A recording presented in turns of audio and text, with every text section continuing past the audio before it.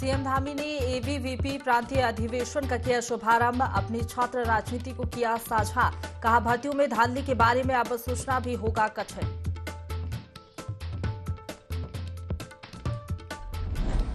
पूर्व मुख्यमंत्री त्रिवेंद्र सिंह रावत को सुप्रीम कोर्ट से मिली बड़ी राहत। सुप्रीम कोर्ट के फैसले पर बोले त्रिवेंद्र, मेरी छवि खराब करने वाले पर करूंगा कानूनी कार्रवाई।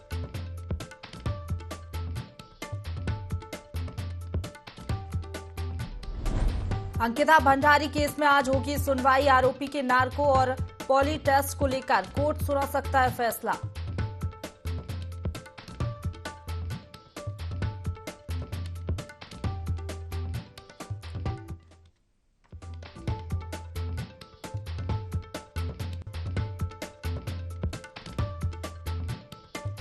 बाजपुर में जिला अधिकारी के निर्देश पर स्वास्थ्य और राजस्व विभाग ने अस्पताल में की छापेमारी। रजिस्ट्रेशन नहीं होने पर अस्पताल का ऑपरेशन थिएटर किया सील।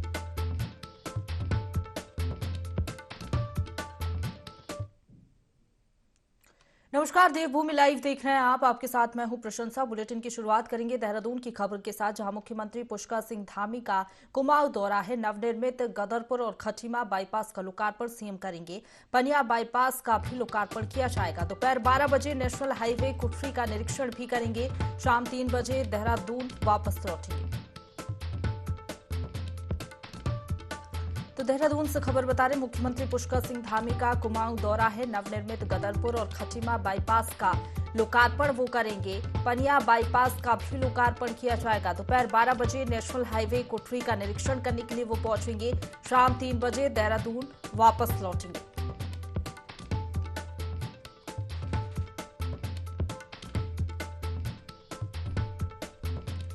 मुख्यमंत्री पुष्कर सिंह धामी कुमाऊं के दौरे पर रहने वाले नवनिर्मित गदरपुर और खटीमा बाईपास का लोकार्पण करेंगे। लंबे समय से इसकी मांग भी की जा रही थी और इस पर काम भी किया जा रहा था। अब बड़ी सौगात वहां की जनता को मिलने जा रही है।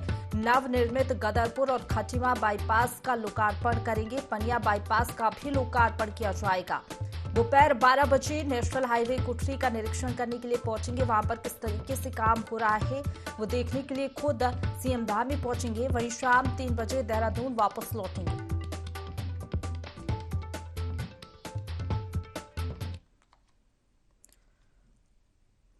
तो चलिए अब खबरों में आगे बढ़ेंगे, जहां उधम सिंह नगर के जसपुर में केंद्रीय रक्षा राज्य मंत्री अजय भट्ट कार्यकर्ता सम्मेलन में शामिल हुए और कार्यकर्ताओं को संबोधित किया। इस दौरान उन्होंने कहा कि कार्यकर्ताओं से मिलने का अवसर मिला है और अक्सर प्रयास करता हूं कि पिछले 7-8 सालों में प्रधानमंत्री नरेंद्र मोदी के नेतृत्व में देश में विकास के काम हो रहे हैं, जिसका असर देश भर में देखने को मिल रहा है। साथ ही बताया कि जल्द ही जसपुर में एक रेडियो स्टेशन निर्माण कार्य शुरू किया जाएगा।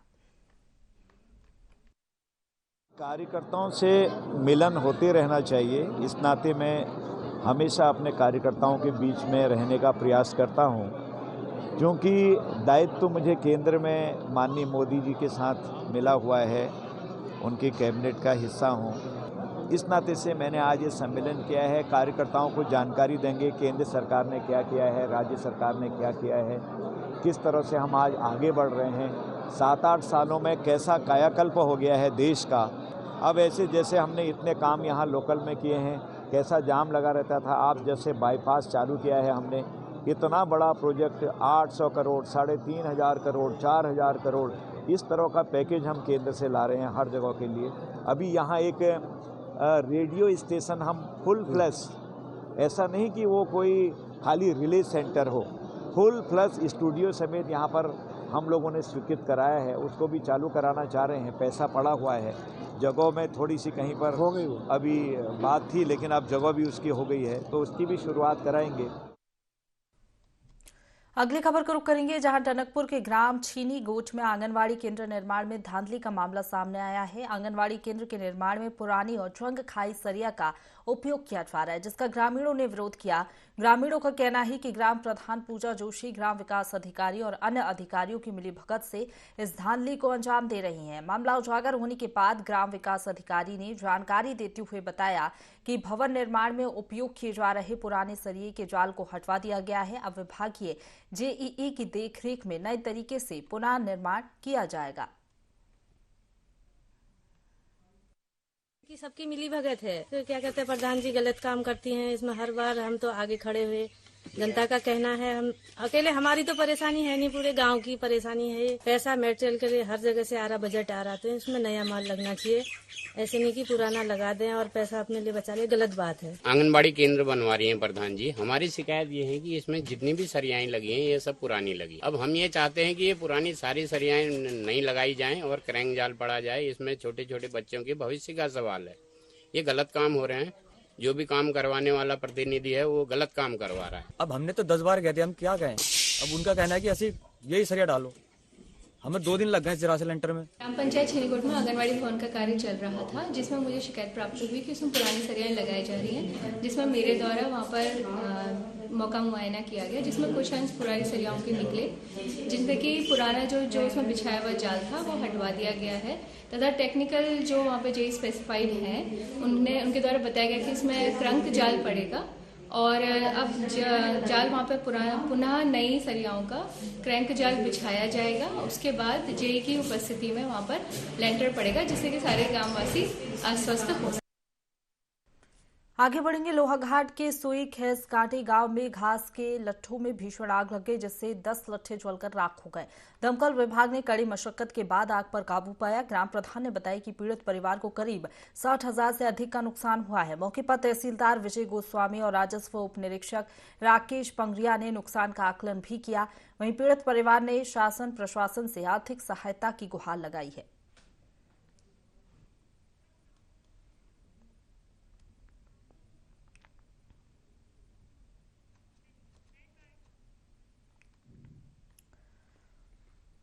तो अब रुक करेंगे अगली खबर का, जहां उत्तराखंड सरकार के ड्रग्स फ्री देवभूमि मिशन 2025 अभियान प्रदेश में चलाया जा रहा है, जिसे सार्थक बनाने के लिए एसएसपी हरिद्वार ने कड़े दिशा निर्देश दिए हैं। जिसके बाद पुलिस ने ड्रग माफियाओं के खिलाफ ताबड़तोड़ कार्रवाई की और मेडिकल स्टोरों पर छापामारी की।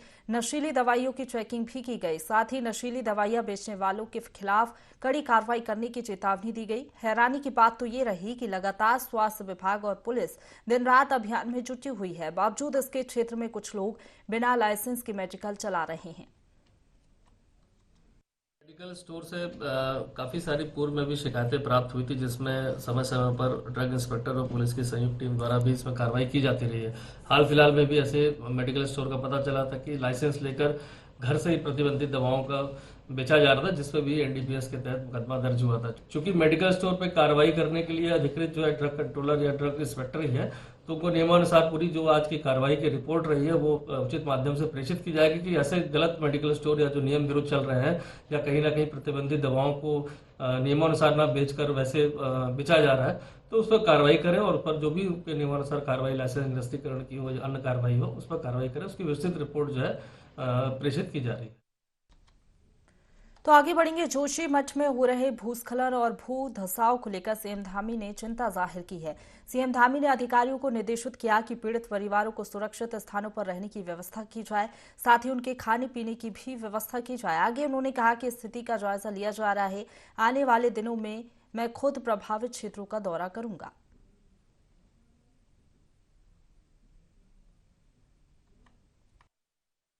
लगातार समीक्षा कर रहे हैं। मैंने अभी 2 दिन पहले ही मुख्य सचिव और जो हमारे आपदा प्रबंधन विभाग के अधिकारीगण हैं उन सब से रिपोर्ट ली है और उसके लिए जो भी ज़रूरत होगी उस पर हम लोग काम कर रहे हैं और जल्द ही एक दल सरकार की तरफ से वहां पर जाएगा और मैं भी स्वयं वहां जाऊंगा। लगातार समीक्षा कर रहे हैं। मैंने अभी 2 दिन पहले ही मुख्य सचिव और जो हमारे आपदा प्रबंधन विभाग के अधिकारीगण हैं उन सब से रिपोर्ट ली है और उसके लिए जो भी ज़रूरत होगी उस पर हम लोग काम कर रहे हैं और जल्द ही एक दल सरकार की तरफ से वहां पर जाएगा और मैं भी स्वयं वहां जाऊंगा।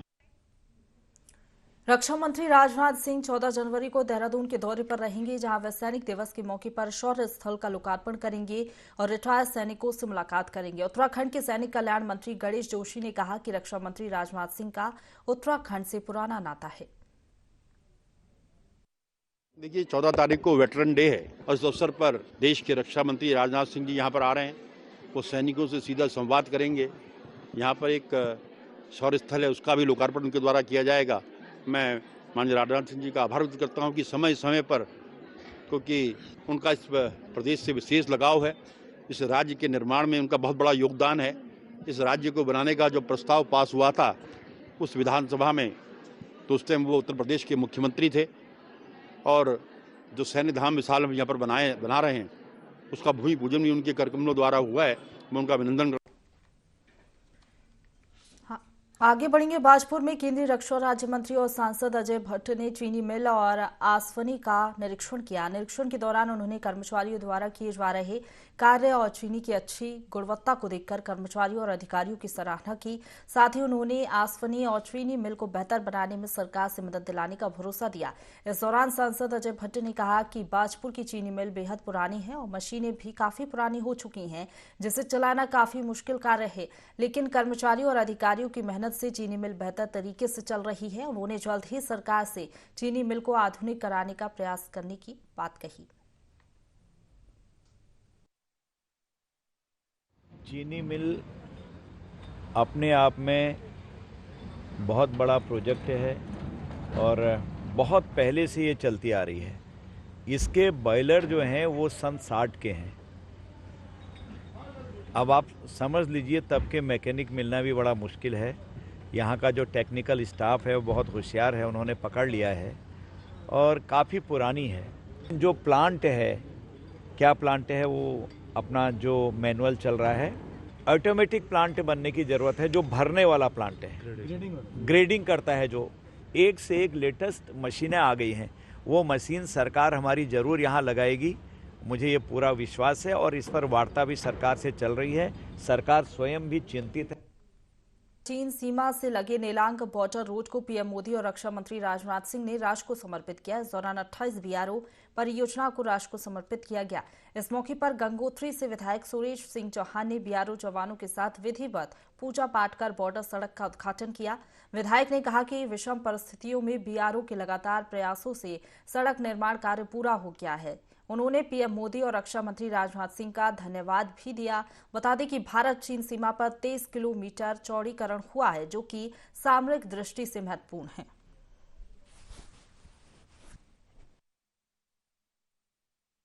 आज नेलांग से भैरव घाटी और लगभग ऐसी 25 जो सीमाओं से लगी हुई परियोजनाएं हैं, उसका विधिवत उद्घाटन माननीय हमारे देश के ऊर्जावान रक्षा मंत्री माननीय राजनाथ सिंह जी के द्वारा विधिवत उद्घाटन किया गया। और आज हम इस जगह पर खड़े हैं और बहुत अच्छा लग रहा है कि बीआरओ के द्वारा बहुत चुस्त दुरुस्त से काम किया गया और यहाँ पर लगभग नेलांग से और भैरव घाटी 23 किलोमीटर की सड़क बॉर्डर के लिए बनी है। मैं बीआरओ को, तमाम बीआरओ के हमारे कमांडर साहब हैं, उनके तमाम टीम को बहुत बहुत बधाई देता हूं और माननीय राजनाथ सिंह जी का बहुत बहुत तहे दिल से आभार व्यक्त करता हूं। अगली खबर का रुख करेंगे, जहां बिजली दरों की बढ़ोतरी के प्रस्ताव पर कांग्रेस ने प्रदेश भर में सरकार के खिलाफ प्रदर्शन किया। जहां हरिद्वार के चंद्र आचार्य चौक पर इकट्ठा किए हुए कांग्रेसी कार्यकर्ताओं ने सरकार के खिलाफ नारेबाजी की और पुतला फूका। कांग्रेसियों का कहना है कि जनता महंगाई से बोझ तले दबी हुई है और सरकार बिजली की दरों को और महंगा करने जा रही है। साथ ही कहा कि उत्तराखंड ऊर्जा प्रदेश है, फिर भी यहाँ बिजली दूसरे राज्यों से महंगी है और सरकार को जल्द से जल्द बिजली के दाम घटाकर जनता को राहत देने की बात कही।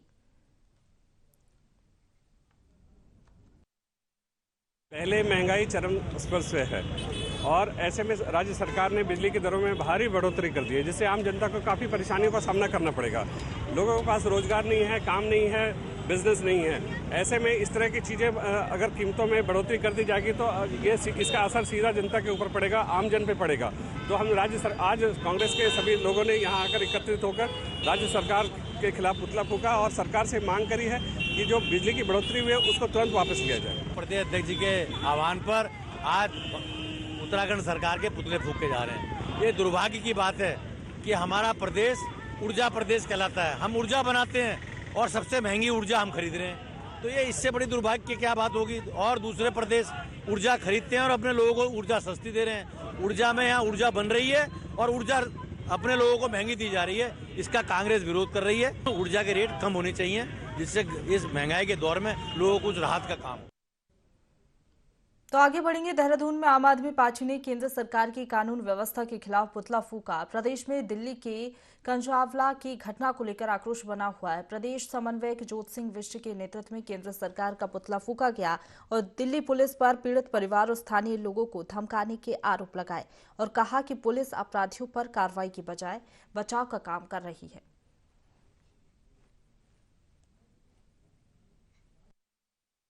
दिल्ली के अंदर नए साल के आगाज के साथ जिस तरह से भारतीय जनता पार्टी के एक नेता ने बहसी दरिंदे की तरह एक बेटी का अपनी कार पर 8 से 10 किलोमीटर घसीट करके उसकी हत्या करने का अपराध किया है, उसके खिलाफ जो दिल्ली पुलिस ने एक्शन लेना चाहिए था वो नहीं लिया गया।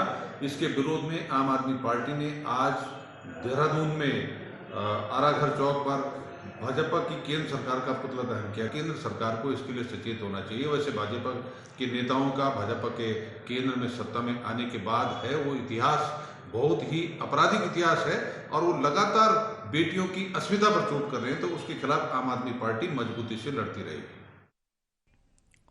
आगे बढ़ेंगे। रामनगर में तहसील दिवस पर जिला अधिकारी ने शिकायतकर्ताओं की सैकड़ों समस्याओं का मौके पर निस्तारण किया। जिला अधिकारी ने अधिकारियों को समस्याओं का निस्तारित करते हुए अवगत कराने के भी निर्देश दिए।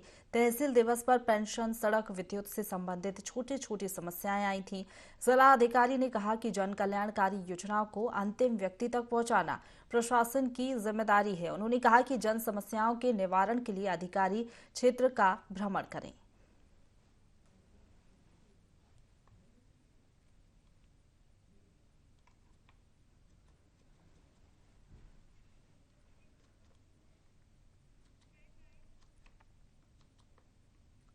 आगे बढ़ेंगे। लक्सर के एक निजी विद्यालय द्वारा प्रशासन द्वारा घोषित शीतकालीन अवकाश की अवमानना का मामला सामने आया है, जो कि अब हरिद्वार सीडीओ के समक्ष पहुंच चुका है, जहां उन्होंने इसे एक संगीन मामला करार देकर कहा कि समूचे जनपद में जिला शिक्षा अधिकारी के माध्यम से निजी और राजकीय विद्यालयों को निर्देशित कर शीतकालीन अवकाश घोषित किया गया था।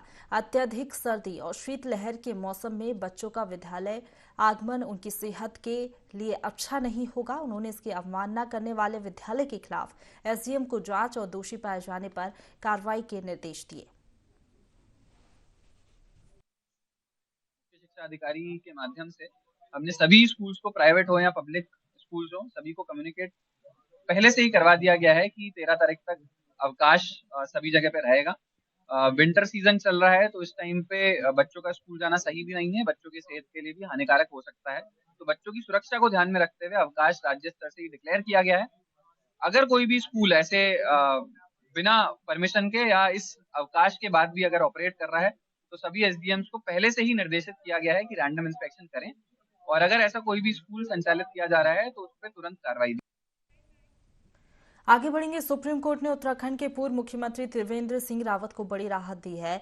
पूर्व सीएम के खिलाफ भ्रष्टाचार के आरोप लगे हुए थे, जिसकी सीबीआई से जांच को कोर्ट ने निरस्त कर दिया था। दरअसल साल 2022 में उत्तराखंड हाईकोर्ट में पत्रकार उमेश कुमार और शिव प्रसाद ने उन पर दर्ज एफआईआर को चुनौती दी थी और पूर्व सीएम पर आरोप लगाए थे, जिस पर हाईकोर्ट ने सीबीआई जांच के आदेश दिए थे, जिसे अब सुप्रीम कोर्ट ने एक तरफा बताते हुए निरस्त किया है।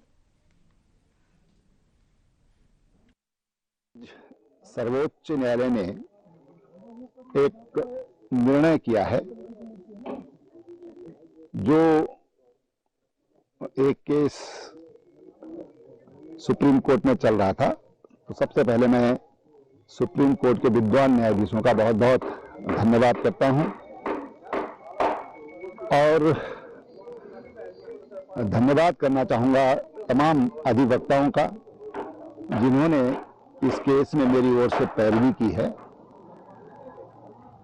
सर्वोच्च न्यायालय का जो निर्णय है, एक तरह से उन्होंने उत्तराखंड हाईकोर्ट को फटकार लगाई है कि ये प्राकृतिक न्याय के खिलाफ है और एक सिरे से जो पैरा 8 है उसको खारिज कर दिया। मैं सुप्रीम कोर्ट का एक बार फिर बहुत धन्यवाद करता हूं।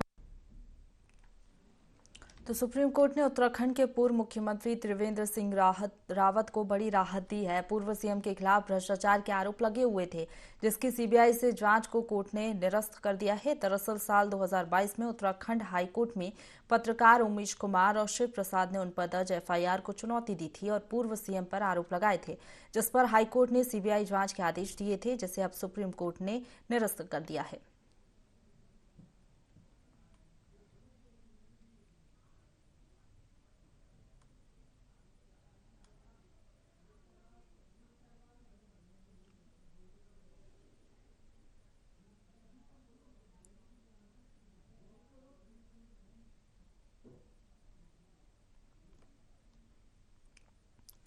तो सुप्रीम कोर्ट ने उत्तराखंड के पूर्व मुख्यमंत्री त्रिवेंद्र सिंह रावत को बड़ी राहत दी है। पूर्व सीएम के खिलाफ भ्रष्टाचार के आरोप लगे हुए थे।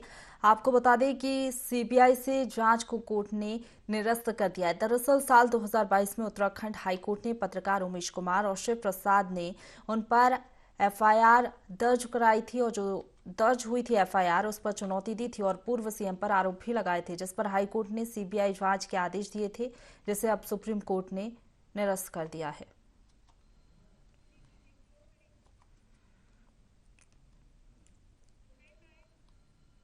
इसी के साथ बुलेटिन में फिलहाल इतना ही। खबरों का सिलसिला लगातार जारी है, बने रहिए हमारे साथ। आप सबके हाथों में आप सबके तपस्या का परिणाम ये राष्ट्रीय राजमार्ग कुछ ही क्षणों में आज आपको समर्पित होने वाला है। हम बहुत आभारी हैं आप सबके। भारतीय राष्ट्रीय राजमार्ग प्राधिकरण आपके यहाँ आने पर आपका आभारी है।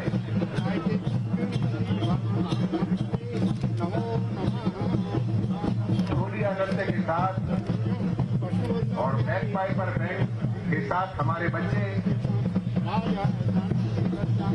रोड पे पब्लिक स्कूल के बच्चे बहुत प्यारी धुन अपने बैक पाइपर बैंड पर बजाते हुए माननीय मुख्यमंत्री पुष्कर सिंह धामी जी एवं अजय बंटी जी के स्वागत में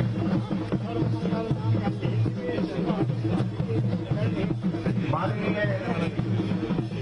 शिव अरोड़ा जी विधायक रुद्रपुर हमारे बीच मौजूद है। मेरा निवेदन कृपया मंच पर आ जाए और अपना स्थान ग्रहण करें। माननीय विधायक श्री सुरेश गढ़िया जी हमारे बीच मौजूद है। मेरा निवेदन है कृपया मंच पर आ जाए और अपना स्थान ग्रहण करें। आपका बहुत बहुत स्वागत है।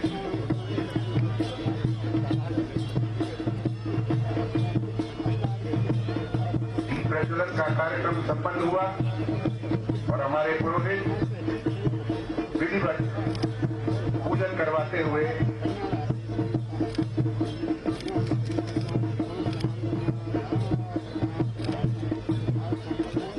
बहुत सुंदर दृश्य है। एक तरफ पूजन कार्यक्रम चल रहा है और दूसरी तरफ उत्तराखंड का प्रसिद्ध ढोलिया नृत्य। आप सबके सहयोग से कार्यक्रम एक महान कार्यक्रम बन पाया। हम आपके आभारी हैं।